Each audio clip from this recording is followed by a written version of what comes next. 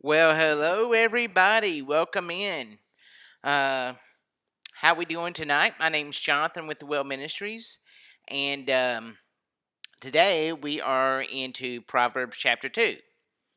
And if you recall last week, and hello Graham and Honey, I know you're on, and we'll kind of wait for some others to come on here for a minute. But if you recall from last week, we started with Proverbs chapter 1 and kind of the history and the background of the book, as well as kind of the main idea of the chapter and some themes that I thought were in the various verses of the chapter. And I think today we'll see sort of a common theme extending in this part of the book, similar themes as last week, but some new things too, which I think will help us navigate the current waters that we're in.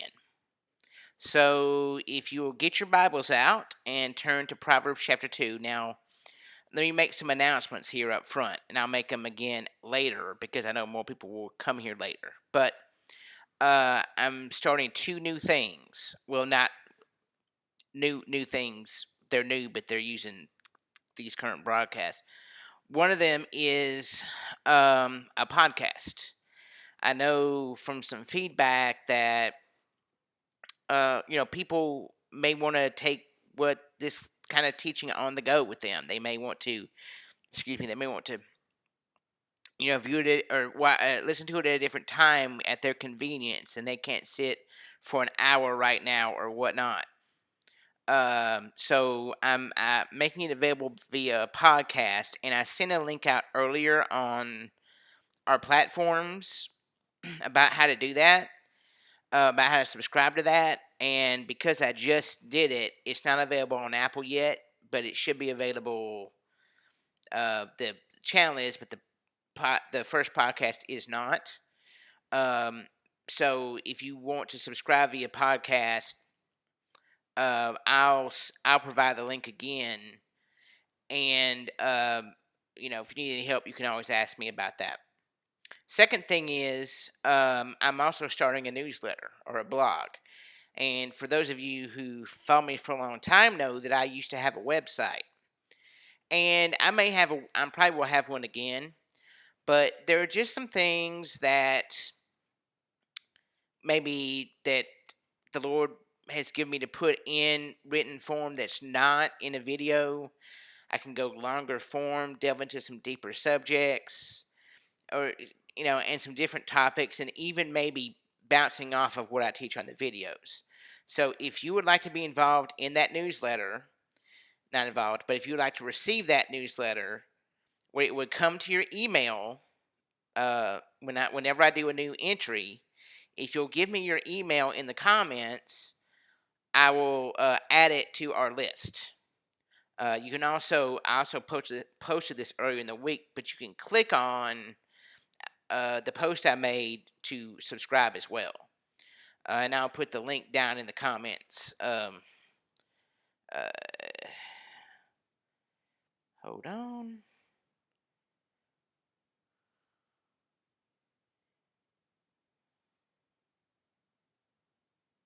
Okay. Okay.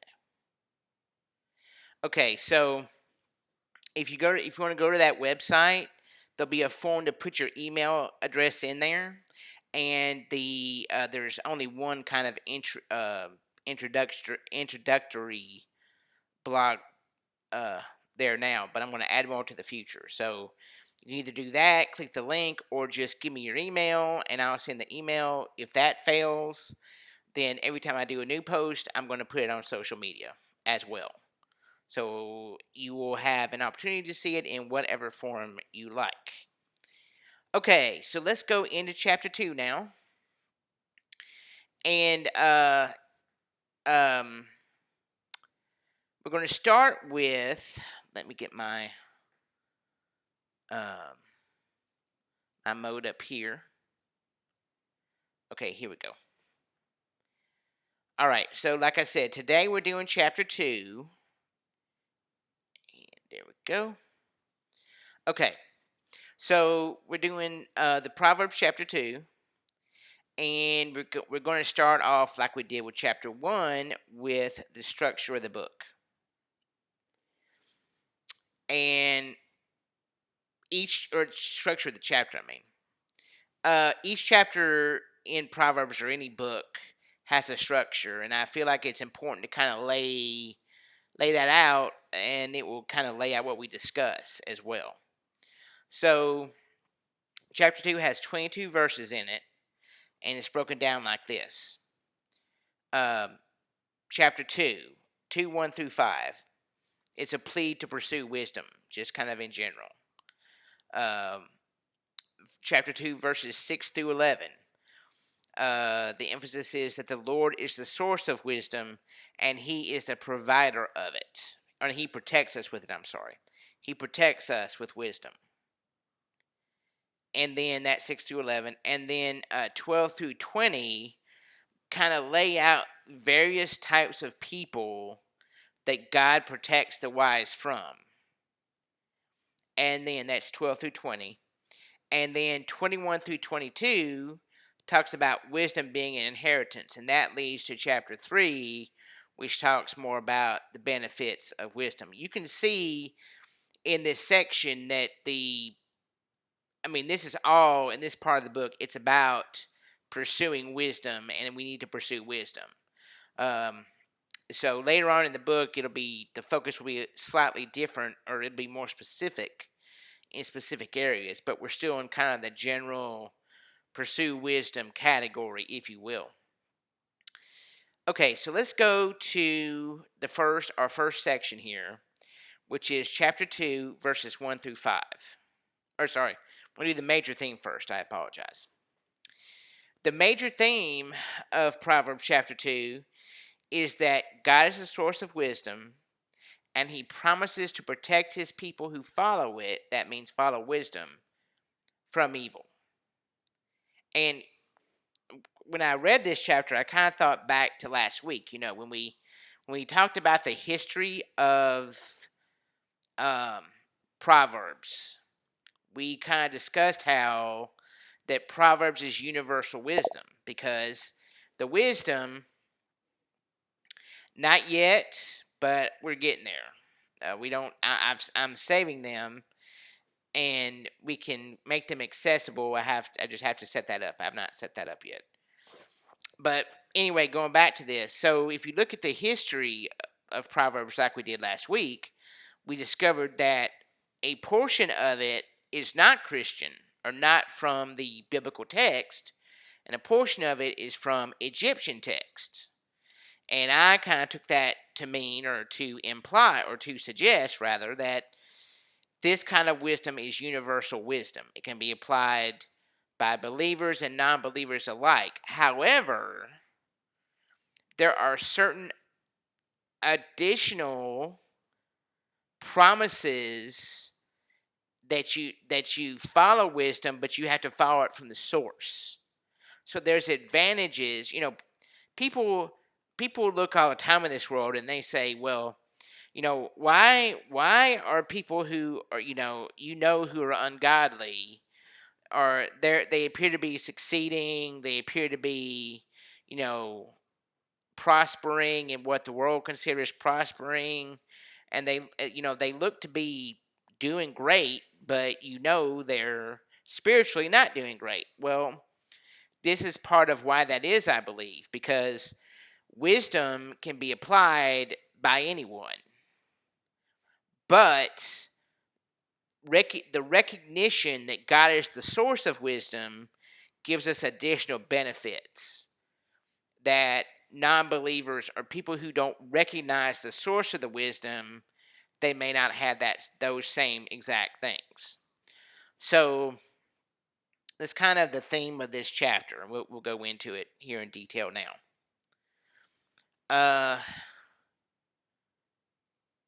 All right, so let's go to chapter 2, verses 1 through 5. Okay, so this is the benefits of wisdom. I'm in the New Living Translation. I hope you can see it here. And I'm going to start reading now. My child, listen to what I say and treasure my commands. Tune your ears to wisdom and concentrate on understanding. Cry out for insight and ask for understanding. Search for them as you would for silver. Seek them like hidden treasures. Then you will understand what it means to fear the Lord, and you will gain knowledge of God. Okay, now the main part missing of this particular segment is that we must desire wisdom strongly and intentionally pursue it. Now, what do I mean by that? Well, if you go back here, we see it's asking, okay, tune your ears to wisdom and concentrate on understanding. Because you can, as we'll see, you can hear something but not understand it.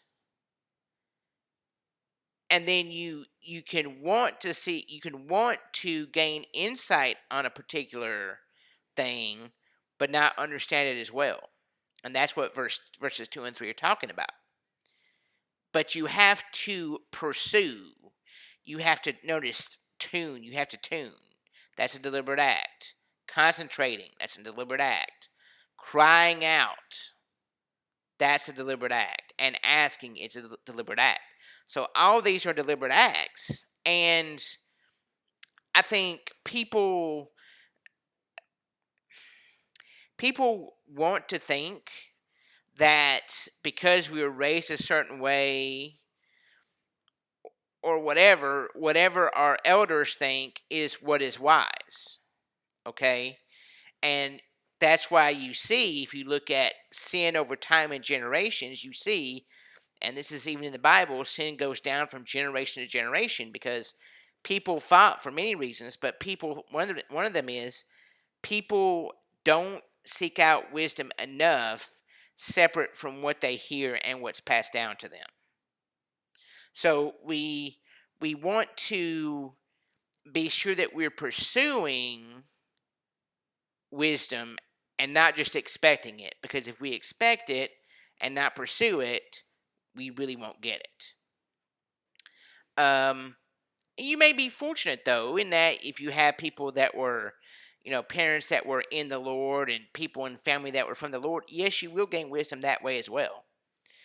But still, the maximum blessings come when you tune and you deliberately pursue wisdom. Okay, so that's kind of what those verses are about. Now, let's go to 6, verse 6. Verse 6 says, "For the Lord grants wisdom; from his mouth come knowledge and understanding." Okay, so obviously, this is the declaration that I talked about a minute ago, that God is the one who created wisdom, and he is the one who gives it to us and gave it to us from the beginning of time. Just think how awesome that is. When we were born and we were created in the womb, and even all those millions of years ago or thousands of years ago, whatever you think, the Lord imbued it in man's conscience to receive wisdom, and he granted that to us. He told us to be fruitful and multiply, and he made those things available to us, and you can see it all in the Bible. But again, it's got to be a deliberate pursuit. So this is, this is the emphasis. We have to pursue these things, and we have to pursue the Lord. That's why, I used to dabble many years ago in the New Age movement. Well, what's a part of the New Age movement? It's finding wisdom within yourself, finding the answer within yourself. Um, uh, you you you can find wisdom within yourself, but it doesn't work like that, because yourself only knows what fundamentally you research or what someone else tells you that was important to you. And that's finite. That's finite wisdom that may not actually be wisdom. Um, and so, and I want to tell a story. I feel led to tell a story about this in my life because, I was raised in a in a certain way, and I had a grandmother who was a devout Christian, but my mother, and some of my other family members were at some points not that devout. They later became that way, but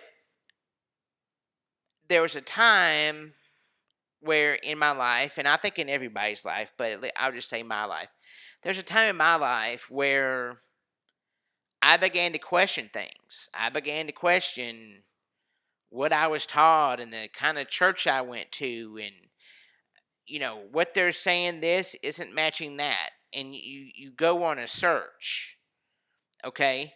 And that's what I did, and that is what started my pursuit of wisdom. And I'm still pursuing wisdom to this day, but it's a decision that I made to kind of buck what my family had thought about certain things, certain spiritual things and certain natural things for generations. And it was the wisdom of God, honestly, that brought me out of those situations and brought me the blessings to get out of those situations. But it started with the Lord prompting me, which I believe every person has the capability of having that prompt to question, to ask, to seek. And many years ago, that's what I did, and he's blessed me for it ever since then. Um, but all other sources of wisdom, like self-help books and conferences and secular things, secular teachings, um, they can be effective in some ways, but it's not the same.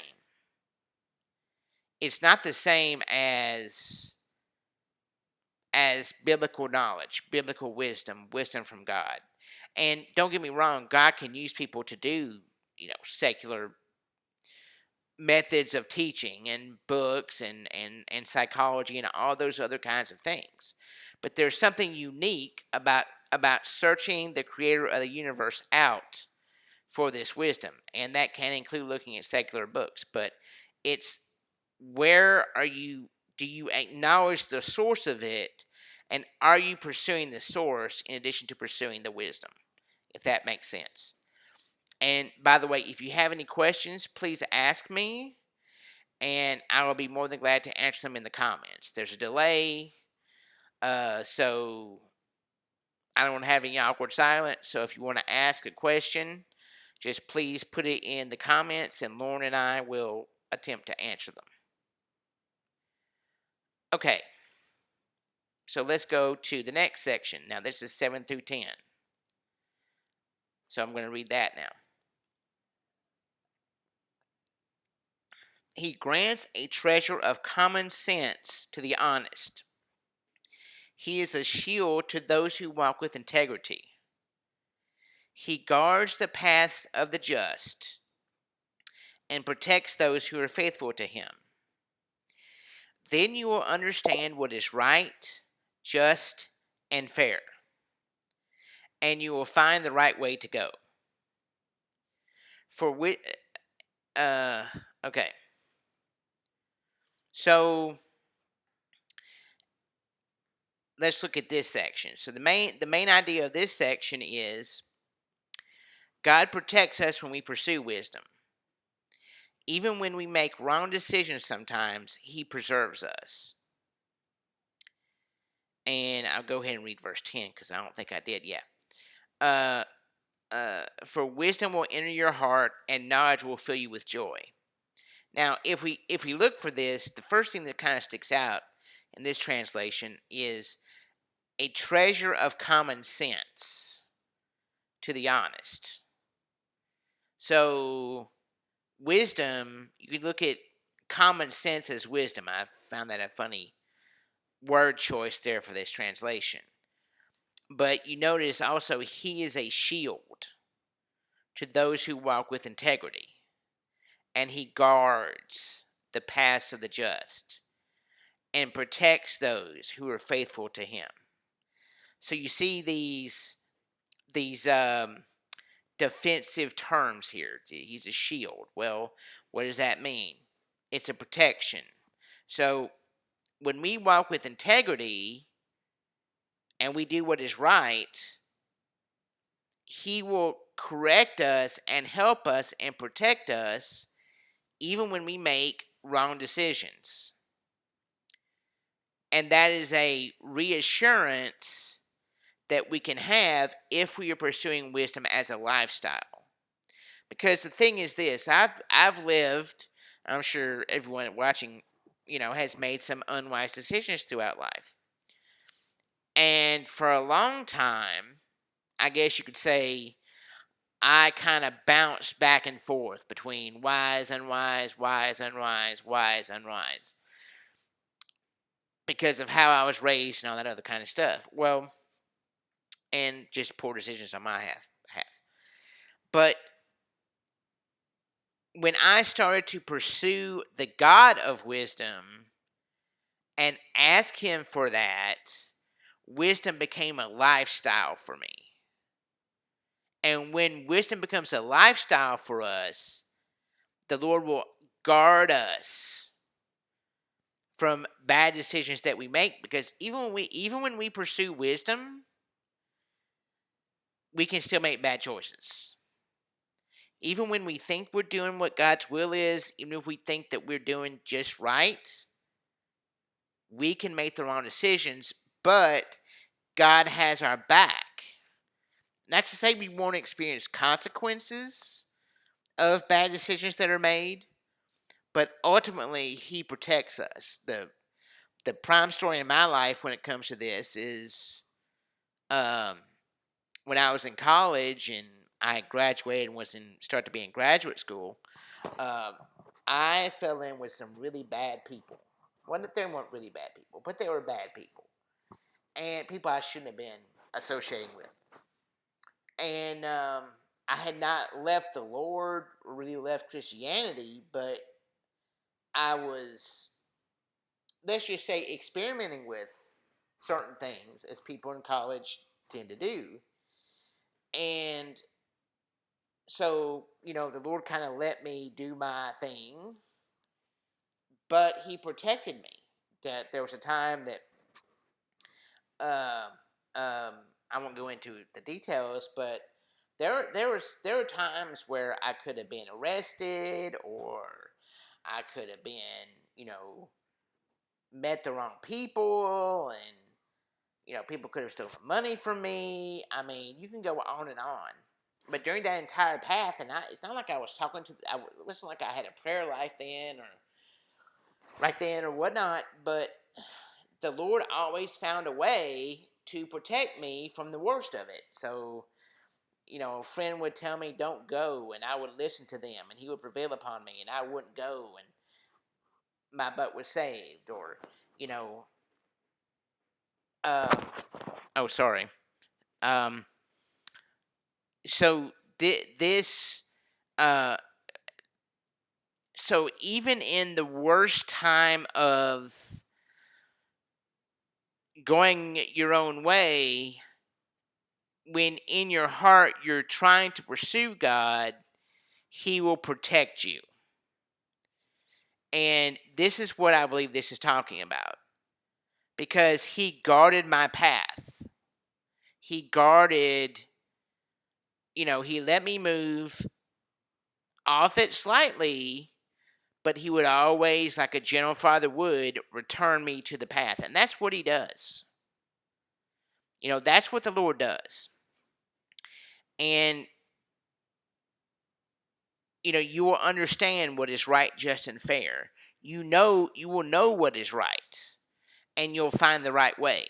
So, my encouragement to you all is, who's watching this, is if you're struggling, or you're seeking God for answers and you don't know what they are, or you're kind of doing some things you're not supposed to be doing, or whatever, if your heart is right towards seeking God and seeking wisdom, He will protect you and guide you to the right path.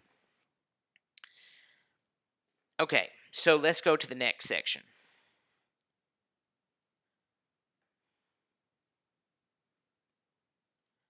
Okay. Okay, this is 11 through, well, really 10 through 15 because I didn't read 10 earlier. Verse 10 says, "For wisdom will enter your heart, and knowledge will fill you with joy. Wise choices will watch over you, understanding will keep you safe. Wisdom will save you from evil people, from those whose words are twisted. These men turn from the right way to walk down dark paths.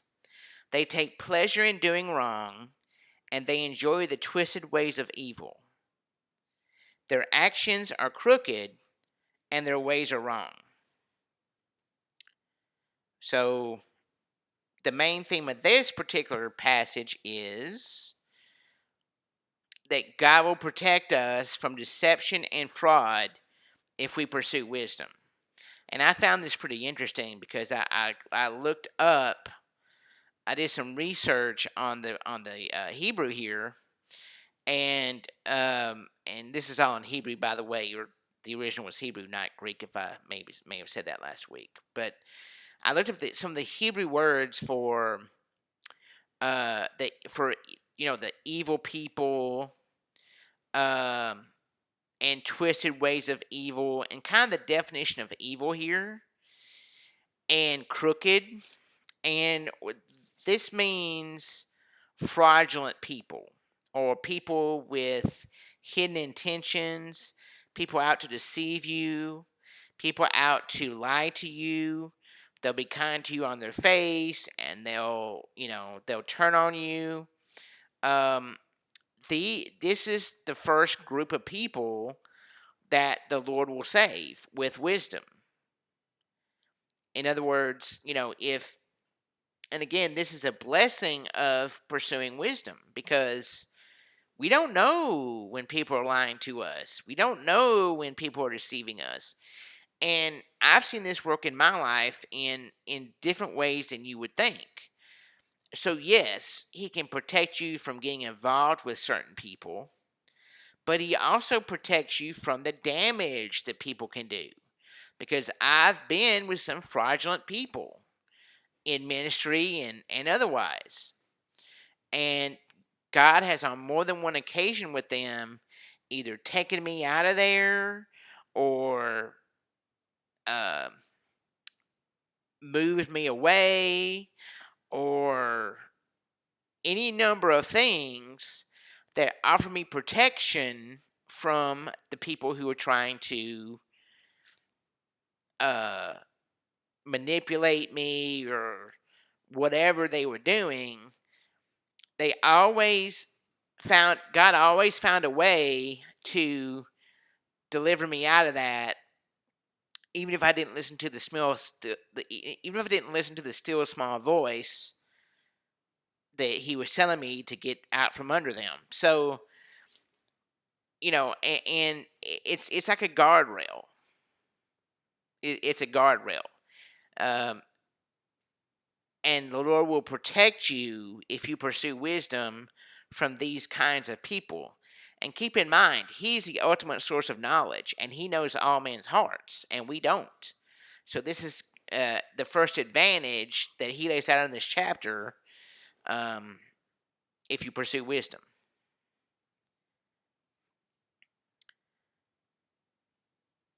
Okay, and then the next part, or the second group that He protects us from, He protects us from natural and spiritual adultery if we pursue wisdom.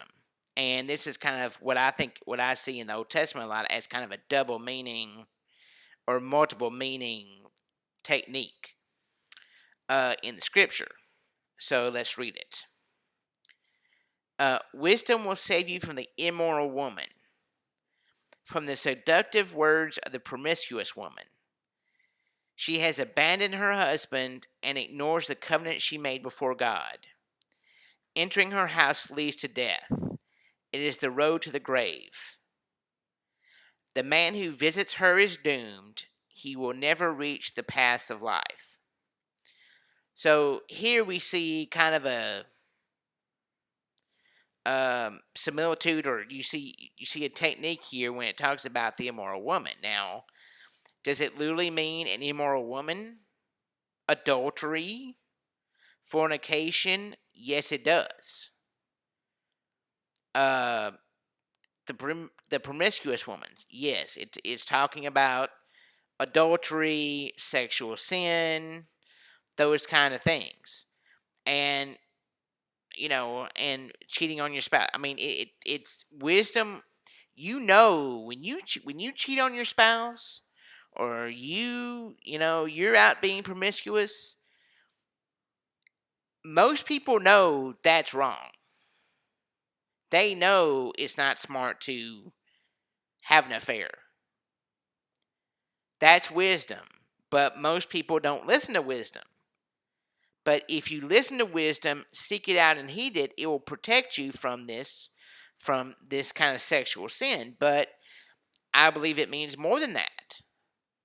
Because I believe this is referring to more than just natural idolatry. I believe it's talking spiritual idolatry here. Okay? Because we abandon the Lord, and we're the bride of Christ. We abandon the Lord all the time for things that are not Him. We give ourselves to electronics. That's my favorite one.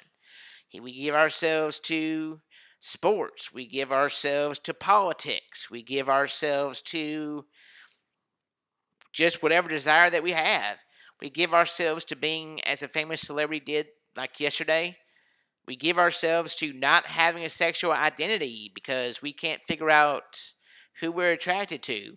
We give ourselves to all kinds of things that are not our husband, which are not Jesus. It's not the Lord. Okay? And when we do this, we're ignoring the covenant that we made before God, and it will lead to death and destruction. I have known so many people, and the Lord has spared me because I have a great marriage and a great wife.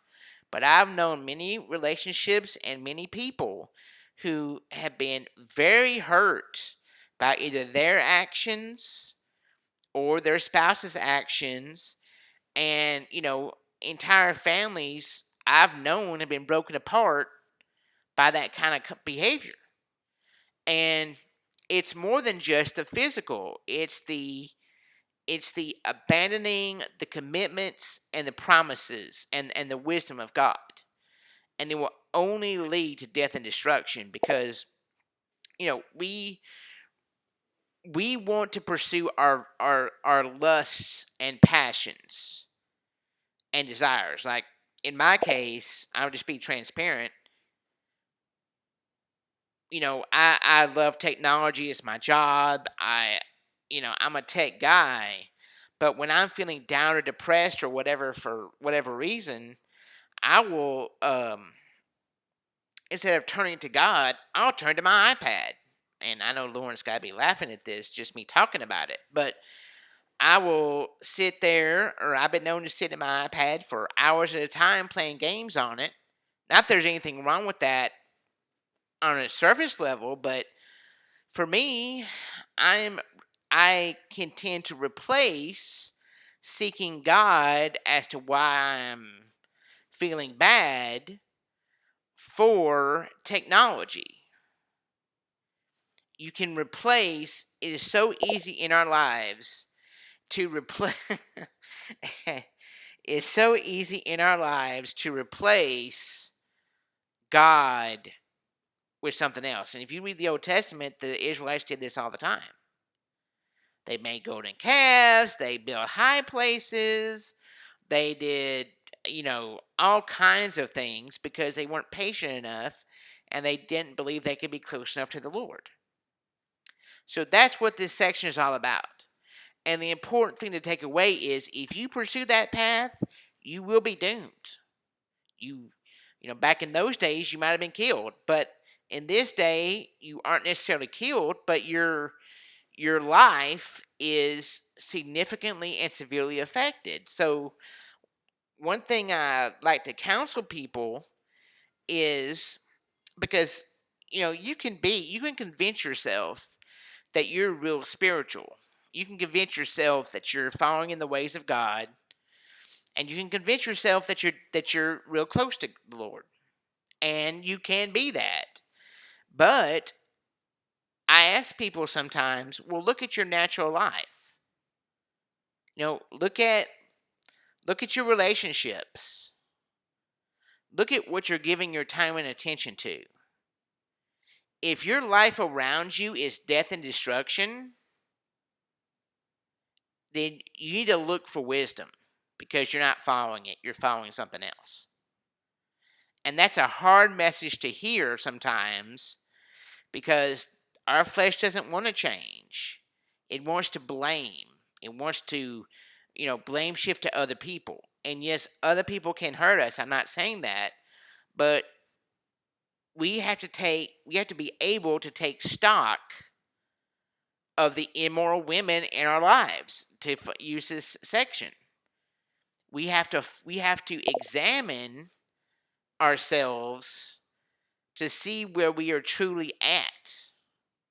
I mean, and this might bother some of the people who listen to this, but you can see visions all day long. You can see angels, demons, jello, cars. I mean, you can see in the spirit all that you want to, okay?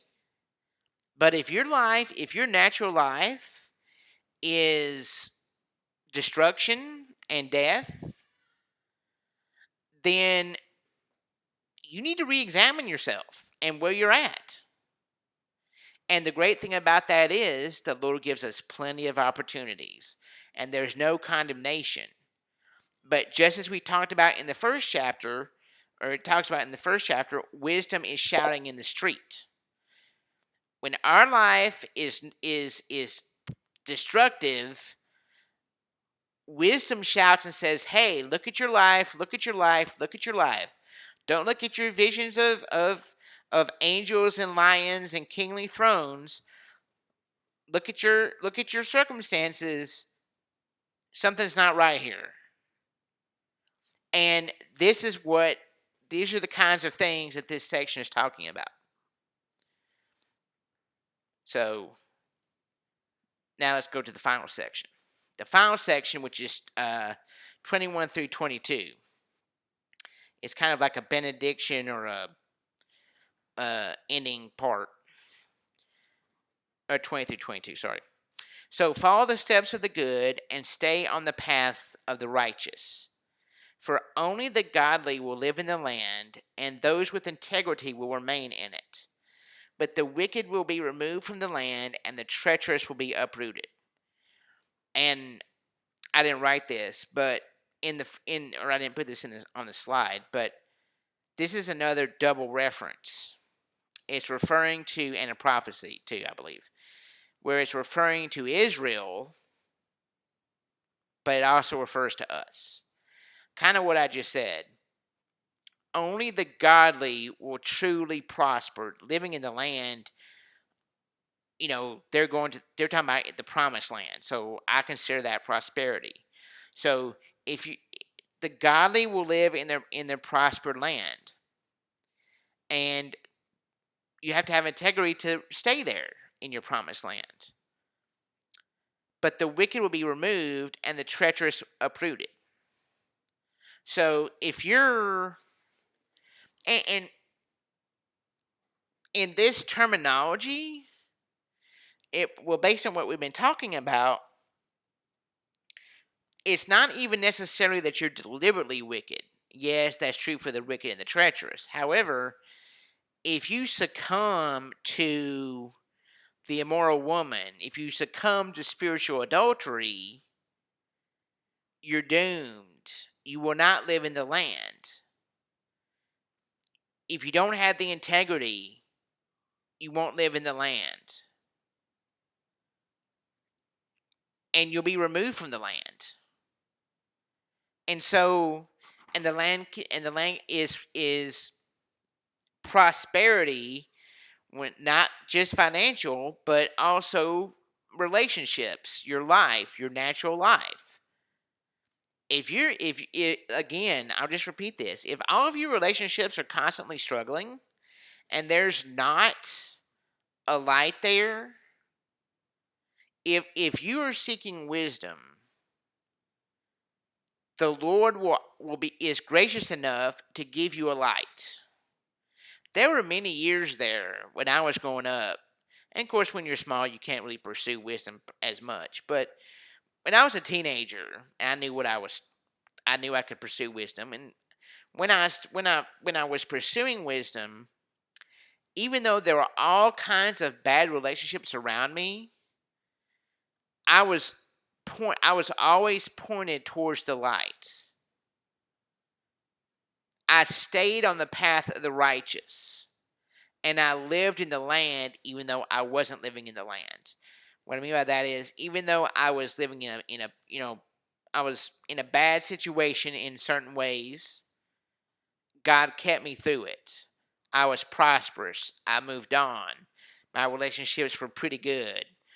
You know, He will, if you stay in that way, He will keep us. But if I would have dovetailed into another lifestyle, I would have been removed from the land and uprooted. Like I said, I've known and counseled and ministered to plenty of people who just their life is a wasteland of one failed relationship after another. Heck, you can even be in ministry and do great exploits and be prophetic, but if your home life is a disaster, that speaks. When your life around you is a mess, I know I'm repeating this, but it's so important. If your life around you is a mess, it is wisdom crying out to you to get away from that immoral woman, to get away from that spiritual adultery. And in this day and age, right now, uh, with all the prophetic stuff going on, COVID and Trump, people are looking to all kinds of things, but they're not looking to the Lord and their own life and taking a self evaluation, which He affords us at every opportunity. So even if you have for however many years strayed away, looked the other way, there's always an opportunity. God always gives that opportunity to come to Him and ask Him to take those scales off your eyes. Because you can think, wow, I have it all. You can even have, because the enemy will tempt us with everything. He is a God of this world. He can give you everything this world has to offer. You can have money. You can have what the world considers happiness. You can have everything. You can even have everything right. You can have all right relationships. I don't find that very often if you're not pursuing wisdom. But you can have those things too. But there'll be a void in your heart. But it takes self-examination and pursuit of the right things in order to get to the right path, um, to pursue wisdom. So, with that being said, that's the end of the chapter. And the next chapter, chapter 3, kind of delves into more of the benefits. Where this kind of gave just an introduction to what the benefits are. Chapter 3 continues with more benefits. So, what I would like to do is, I just feel urged and prompted to kind of give a little invitation, as it were. Um, I know that probably most of the people that are listening to this are born again. They know the Lord. You all know the Lord. I'm pretty sure of it. But I like to give an invitation that, you know, hey, look, just an acknowledgement of, hey, Lord, my life's a mess. I don't know where to turn. I can't see your wisdom. I can't see the path out of it. I can't, and I made some bad decisions. And so I just want to call on anyone who's watching this to just take an honest look. Take an honest look at your life and say, and ask the Lord, Lord, am I on the right path? Am I committing spiritual adultery? Why am I not having good relationships? Why am I not in my promised land? And if you really seek him out, he'll give you an honest answer. And the truth is, at least with me, when I haven't pursued wisdom, I knew I wasn't pursuing wisdom. So sometimes having a heart to heart with ourselves is the best thing that we can do. And I would like to just pray a prayer uh, towards that effect right now.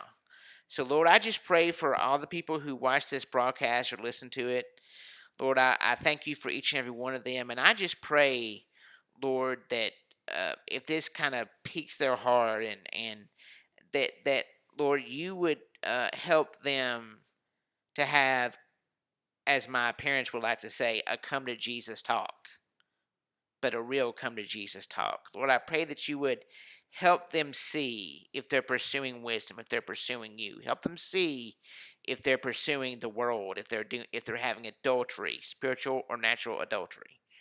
Lord, and just show your love to them, uh, and just help us all to run towards wisdom and away from folly. I just pray this in the name of Jesus. Amen. All right. Well, God bless each and every one of you. I'm done for this week. I just want to remind you again. I'm starting a podcast, which is really an audio version of this teaching right now, and I'm also starting a blog. If you want to be a part of the blog, have it sent to your email. Leave me your email address in the comments, and you'll get an email every time I do a blog. And I will, if you watch my feed and watch the group and the page, I will post when the podcasts are posted as well, and you can listen to them there. So, with that all being said, I'm going to go ahead and call it a night. And let me go back here. So, I'll just go ahead and call it a night right now. And I just wish blessings on everyone. And we will see you next week, probably the same time and definitely the same channel. God bless and keep each and every one of you. Bye-bye.